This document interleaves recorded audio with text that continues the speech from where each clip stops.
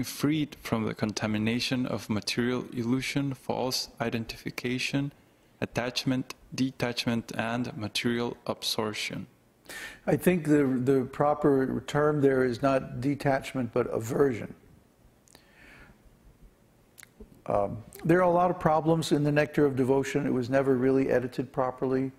Nobody went through and did a sense edit. Nobody went through and did a technical edit. So there are a lot of technical errors, and there are some sense errors as well. So I think this is a case where you have a slightly wrong choice of words. It's not attachment and detachment, because detachment is always recommended in the Vedas. But it's attachment and aversion. Attachment means when I want something, when I like something. And aversion means when I don't like something. I don't want it. My desire is not to get it. So both of these are a form of attachment. Attachment has two sides, desire and aversion. And Krishna says in Bhagavad-gītā that one should be free from both. So in order to reach the spiritual platform, we have to have no strong likes in this material world, and also no strong dislikes. You see? Sometimes we see in neophyte devotees that they become very much averse to the material world, material energy. And when they're forced to contact material consciousness, they are like, oh, they reject it. They become very much disgusted by it, and they're very averse to it. But then you see a more advanced devotee who will go through the same situation without really being bothered either way. See, so when it's described in the Śrīmad-Bhāgavatam that when an advanced devotee gets something very nice, he does not become elated. And when he gets something that's not nice, he does not become depressed. He is not under the control of either attachment or aversion. In other words, he doesn't have strong likes and dislikes. He doesn't react emotionally. He doesn't have somatic reactions to likes and dislikes or desires for and against certain things. A person who is self-situated is seated as though neutral, Krishna says in Bhagavad-gītā. He's seated as though neutral. He doesn't have strong judgments, positive or negative. Like Srila Prabhupada. Sometimes Srila Prabhupada would be sitting and his devotees would come and say, Prabhupada, such and such happened, and so did this and that, and blah, blah, blah. And Prabhupada would say, this is going on. It's like he wasn't like, oh, this is terrible. They tell him to stop immediately. And he was like, yeah, this is going on. Hare Krishna. So we should become attached to Krishna. This is a stage of devotional service. When we become attached to Krishna, it's called asakti. Asakti means that we only want to hear about Krishna, we only want to serve Krishna, we only want to be in relationship with Krishna. We don't want anything else. But in that stage, because Krishna is transcendental, it's not like we become allergic to his material energy. It's like, oh, that's Krishna's material energy, but I want Krishna himself. We don't become very hung up on it, and get all bent out of shape. But, oh, material energy, because that is as much of an attachment as lusting after material energy, like the materialists do. They see some advertisement or some picture of some nice material energy, and they're all like, ooh, ah, drooling over it. I mean, that's very unintelligent. But it's just as unintelligent to have the opposite reaction. That, oh, get that away, So, because in either way, the material energy then is is gaining power over you. You're thinking of it, you know? Like the old joke, don't think of an elephant. Well, how can you not think of an elephant, right? Yeah. So as soon as you begin to think, oh, I don't like this, I don't want that, I want to get away from this, I want to stop that, immediately you're thinking of that thing. See?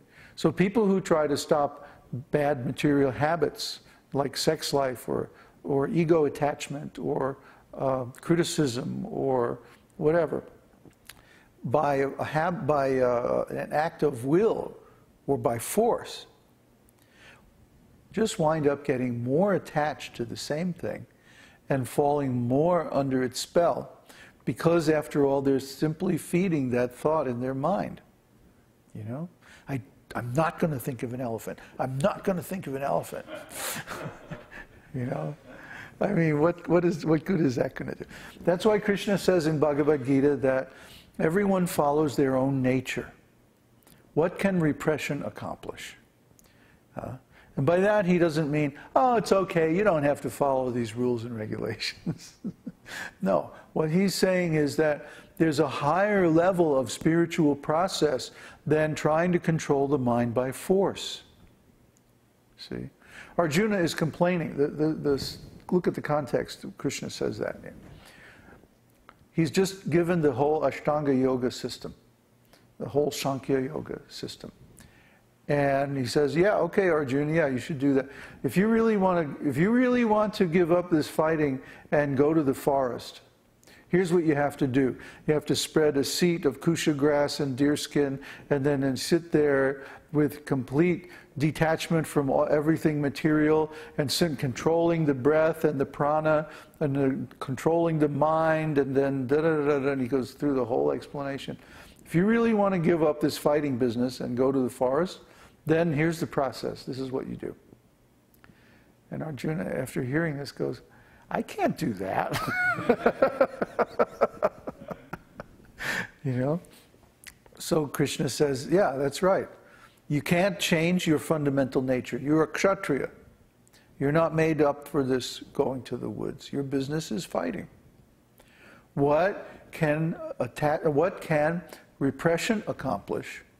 Because a man always follows his real nature.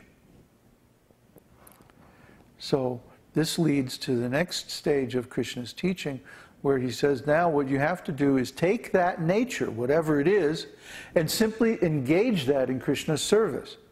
Not that you artificially try to repress the senses. No. You take the senses and you engage them in Krishna's service, and then Krishna purifies them. And then you don't have any more desire for material stuff. Neither desire nor aversion. See, neither attachment nor detachment. But the detachment is in the sense that you become attached to Krishna. And because you're attached to Krishna, you're not attached to Maya anymore. That's how it works. Is that good, Tiago?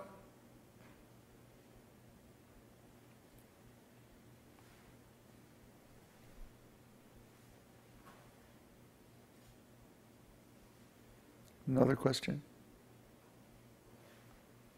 Tiago said yes. Good. Okay, question from... Oh, I get lost. There's so many questions that devotees ask, and then they said the next verse. No, it's answered already. Like Krishna is inspiring, what can I say?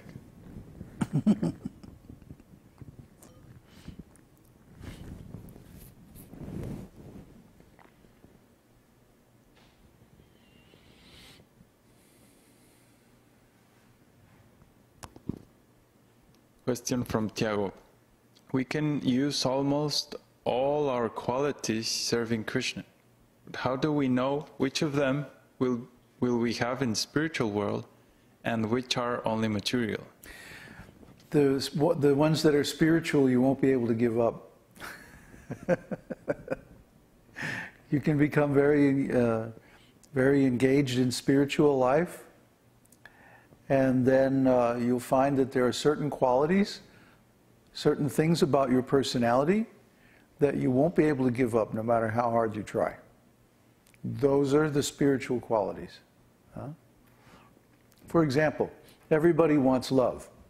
Everybody needs love. We can't be happy, we can't be satisfied without love. But when we engage in loving affairs in this material world, there's always some imperfection, always some disappointment, always some unhappiness connected with it. They're not perfect. But when we take this same propensity, loving propensity, and we engage it in loving Krishna, then we experience real satisfaction, real peace, real the kind of the exact flavor of love that we wish to exchange. Krishna only can give that, because only Krishna, remember we just talked about, he's all-cognizant. So he knows what's within our hearts. He knows exactly